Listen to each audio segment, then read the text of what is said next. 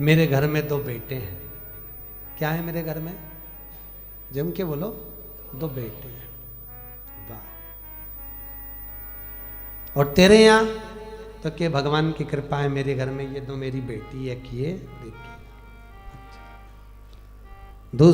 दूसरा बोला भैया भगवान ने बहुत कृपा करी, मेरे को तो इतनी कृपा करी कि मेरे घर में भगवान ने 2 बेटे दे दिए, चिंता मुक्त हुआ। दूसरा जो खड़ा था उसकी आंख में आंसू भर गए, मेरे घर में 2 बेटियां हैं। फिर बोला अच्छा हुआ भगवान ने मुझे बेटे दिए। कहाँ? बेटियों पढ़ने जाए, कॉलेज जाए, उनको लेने जाओ, छोड़ने जाओ, उनका ध्यान रखो, इसलिए अच्छा है घर में बेटे हो गए। भगवान ने अच्छा मेरे घर में बेटी नहीं दी। इतने में पास में बेटी खड़ी थी, बेटी ने अंकल का कुर्ता खींचा। अंकल, ओ अंकल। हाँ बेटा बोल। अंकल, भगवान बेटी हमेशा मन वाले को, दिल वाले को और किस्मत वाले को देता है, भगवान बेटी कभी भिखारी को नहीं देता। वो छोटी सी लड़की ने, छोटी सी बेटी ने अंकल का कुर्ता खींच कर दी, कहा कि भगवान बेटी हमेशा दिल वाले को, किस्मत वाले को, भाग्य वाले को देता है, भिखारी को नहीं देता।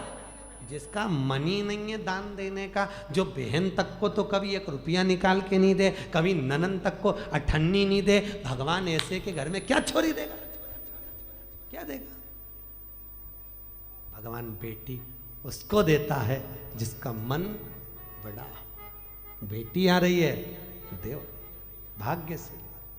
और बेटी अपनी किस्मत। एक बार स्वामी विवेकानंद वैष्णो देवी की सीढ़ियां चढ़ रहे थे, एक किसान कंधे पर अपनी बेटी को लेकर जा रहा था, दूसरी बेटी का हाथ पकड़ के जा रहा था। स्वामी विवेकानंद ने कहा बाबा कहाँ जा रहे हो? ऊपर दर्शन करने। तुम्हारे को तुम्हारी बेटी का बोझा लग रहा होगा, लाओ मैं तुम्हारी बेटी को अपने कंधे पर बिठा लेता हूँ, ऊपर जगदम्बा के मंदिर में दे दूंगा, माँ देवी के मंदिर में दे दूंगा। इतने में किसान ने कहा स्वामी विवेकानंद जी, बेटी बाप के कंधे पर बोझा नहीं होती, बेटी जब तक कंधे पर रहती है तो बाप के बोझ को भी हल्का कर देती है, वो बेटियां हुआ करती हैं। बेटी बाप पर बोझा नहीं है।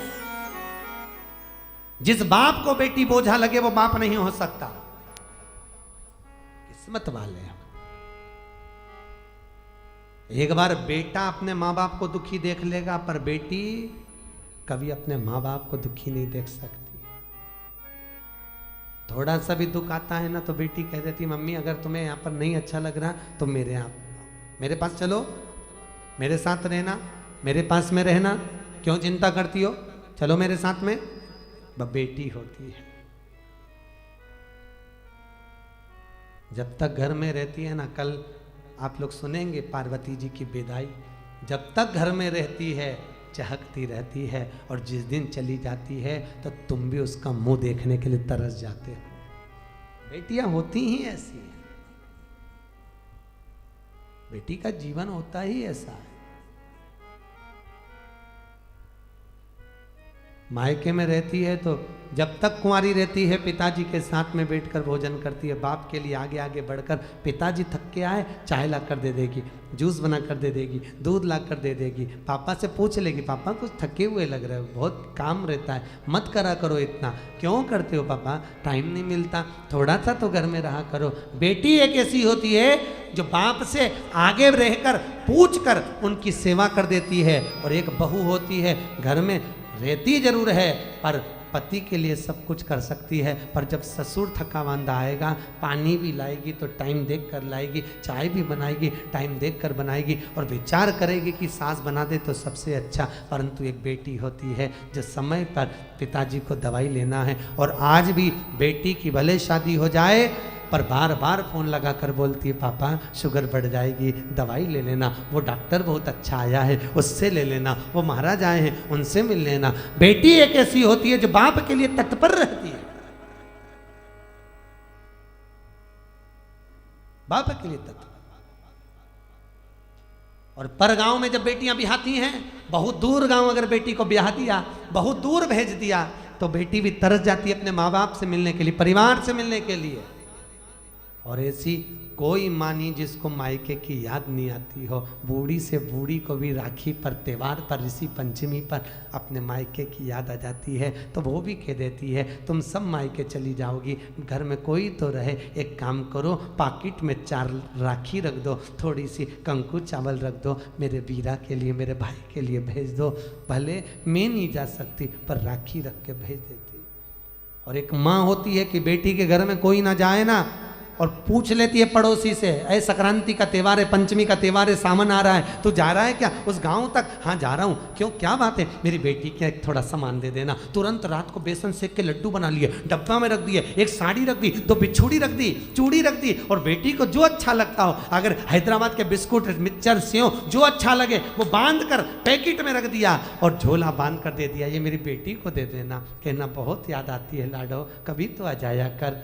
बेटी को आवाज लगाकर बाप, पड़ोसी काका जब आवाज लगाता लाडो, ओ लाडो, बेटी दौड़ कर आती है, मेरे पास वाले अंकल आए हैं। क्या बात है अंकल? ये तेरी माँ ने भेजा है बेटा, तेरे पापा ने ला कर दिया था, ले।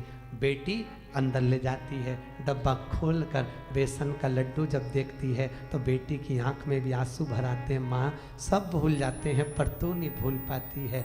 बाहर निकल कर आकर कहती है अंकल मेरे पापा कैसे हैं? पापा की पूछी, माँ की नहीं। क्यों? क्योंकि बेटा माँ को प्रिय होता है और बेटी बाप को प्रिय होती है। बेटी बाप को स्नेह इतना करती है, आते से पूछती है मेरे पापा कैसे हैं अंकल? और कैसे हैं, उनको कोई दुख तो नहीं है? बोलना, बहुत दिन हो जाते हैं, इतनी दूर गांव पढ़ना है अंकल, इतनी दूर क्यों पढ़ना दिया? मेरे बाबुल को देखने के लिए तरस जाती हूँ, कभी मिल ही नहीं पाते। भैया भी नहीं आता, 30 त्यौहार पर शहर में आता, काम करके निकल जाता, मेरे पास नहीं आता। क्यों? मैं उससे कुछ मांगती नहीं, मुझे कुछ नहीं चाहिए, 500 का नोट भी नहीं चाहिए, 1 रुपया नहीं चाहिए, साड़ी भी नहीं चाहिए, मैं आ नहीं सकती। घर आती हूँ तो मेरी भाभी को ऐसा लगता है कि ननंद आ गई, खूब लेकर चली जाएगी। मैं कौन समझाए भाभी, मुझे किसी चीज़ की कमी नहीं है। मेरे माँ बाप जब तक जिंदा हैं मेरा आने का मन करता है, मुझे बुलाते क्यों नहीं हो? बेटी एक ऐसी होती है जो भाव से दौड़ कर आ जाती है। बेटी का दिल ही ऐसा होता है।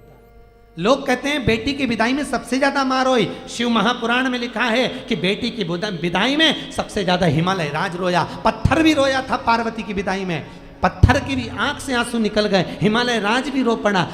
जानकी जी विदा हुए तो दशरथ जी जनक जी रो पड़े। बेटी की विदाई में जितनी माँ नहीं रोती उससे ज्यादा बाप रोता है।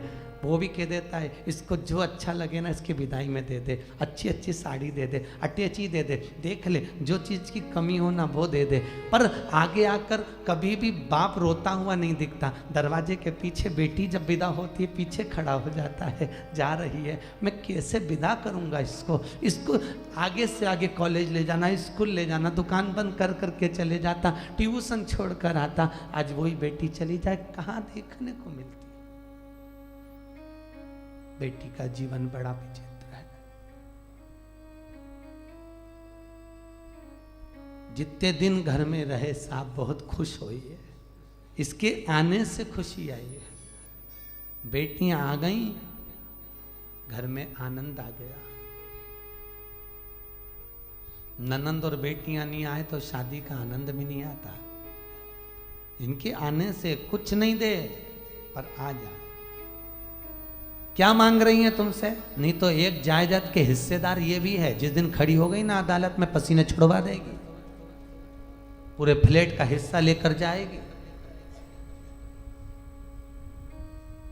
कम नहीं, बेटियां होती ही ऐसी।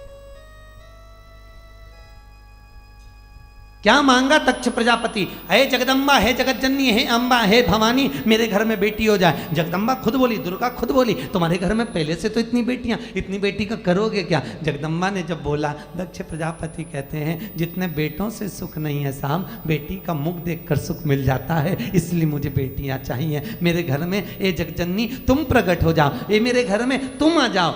दक्ष प्रजापति ने जब कहा माँ तुम मेरे घर में आ जाओ, तुम मेरी बेटी बन जाओ, मेरी बेटी अगर घर में होगी तो मुझे सुख मिलेगा, मुझे आनंद मिलेगा। बेटी को कितना भी दुख होता है ना तो भी बाबुल से कहती नहीं है पापा मेरे को दुख है। हमेशा जब भी आएगी प्रसन्न दिखेगी, घर में कितना भी दुख रहे तो भी आनंद में। बेटा कैसी है? पापा अच्छी हूँ। बाबुल अच्छी हूँ। कोई तकलीफ नहीं बाबा ठीक हूँ मैं। अकेले में रो लेगी पर कह नहीं पाएगी।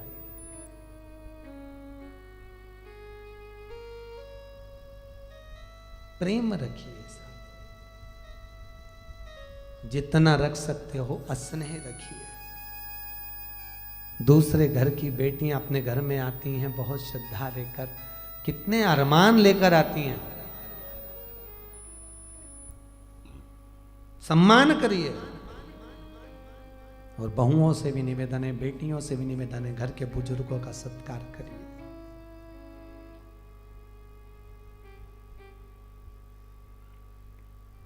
धन से नमन मत करो। माता पिता का, सास ससुर का पैसा नहीं चाहिए। पैसा अगर मिल भी गया, हिस्सा जायदाद का मिल भी गया तो चोर चुरा कर ले जाएंगे, वापिस रोड पर आ जाओगे। टैक्स का छापा पड़ गया, सब चले गया, कुछ नहीं बचा। माता पिता का जायदाद हिस्सा नहीं चाहिए।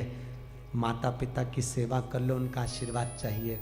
जायदाद का हिस्सा तो कब बर्बाद हो जाएगा मालूम नहीं पड़ेगा, पर अगर आशीर्वाद मिल गया तो जीवन सार्थक हो जाएगा। फिर हिस्से की जरूरत ही नहीं पड़ेगी। हिस्से की जरूरत क्या? नानी भाई का मायरा सुना है आप लोगों ने? बोलो तो, सुना है? नरसिंह मेहता जी की दादी जी मरी थी, आपको मालूम है? क्या नाम था उनका? अरे जल्दी बोलो, आप ही तो बोले नानी भाई का मायरा सुना है।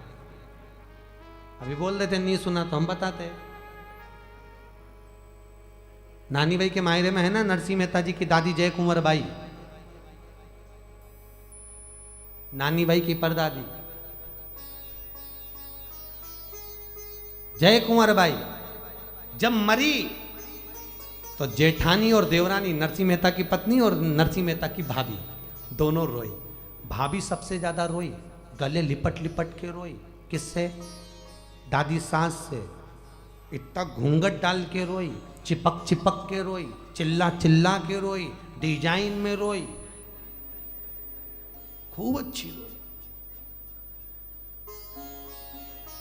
और थोड़ी देर रोई, उसके बाद में देवरानी से बोली तू रोले मैं पानी पी के आई। अब तू रोले तो पानी पी के आती। देवरानी जब रोने बैठी तब देवरानी को लगा, नरसिंह मेहता की पत्नी को लगा कि जेठानी जो इतना ताना देती थी, इतनी गाली देती थी, वो इतना क्यों रो रही है। जब देवरानी रोने बैठी तब मालूम पड़ा कि इतनी चिपक के क्यों रो रही थी। सास के कान में सोने की मुर्गी थी, इसको दांत से कतर रही थी। उस सोने की मुर्गी को निकाल रही। मायरे में, नानी भाई के मायरे में सुना होगा आपने, सोने की मुर्गी निकाल ले गई, मटका में डाल दिया और देवरानी रो रही। जेठानी के पास में पूरा घर, जमीन, जायदाद, संपदा सब कुछ था, पर नरसिंह मेहता के पास कुछ नहीं था। कथा में सुना होगा, कुछ भी नहीं। उसके बाद भी 4 मंजिला मकान मिल गया, खूब राशि ठाठ हो गया। तो जेठानी ने गालियां दी किसको? जो बूढ़ी अम्मा मर गई जय कुंवर बाई, उसको, कि चुपचाप से दे गई होगी। चुपचाप से कुछ नहीं दिया, बस दादी ने अगर दिया तो आशीर्वाद दिया। वो आशीर्वाद इतना फल गया कि जीवन सार्थक बना दिया। वो आशीर्वाद इतना फला। धन नहीं चाहिए, संपदा नहीं चाहिए, दौलत नहीं चाहिए। भगवान के मंदिर में जाओ तो रोज रोज कुछ मांगना नहीं, भगवान से निवेदन करना। अधिक मास चल रहा है, अधिक मास की कथा पढ़ोगी तो उसमें लिखा है, लिखा है क्या लिखा है कि द्रौपदी जब ब्राह्मण की बेटी थी, बहुत छोटी थी, संत लोग आए, इसके पिताजी शांत हो गए। जब संत आए, संतों की इतनी सेवा करी, संतों ने कहा मांग बेटा तुझे क्या चाहिए। तो द्रौपदी ने क्या कहा था? मुझे सुंदर पति मिले, ज्ञानवान पति मिले, वीर पति मिले, अच्छा पति मिले, ऐसा पति मिले, वैसा पति मिले। द्रौपदी ने बस पति मिले, पति मिले, पति मिले 5 बार कह दिया था। तो संतों ने कहा जितनी बार तू बोली उतना ही मिले। ये अधिक मास की कथा में पढ़ा कि नहीं पढ़ा? अधिक मास की कथा में लिखा है, पोथी में आप किताब पढ़ेंगे अधिक मास की तो पोथी में लिखा है, जितना बोल रही है उतना पति मिलेगा, उतना प्राप्त हो। रोज रोज भगवान के मंदिर में जाकर भी नहीं मांगना, सोच कर मांगिए क्या मांग रहे हो।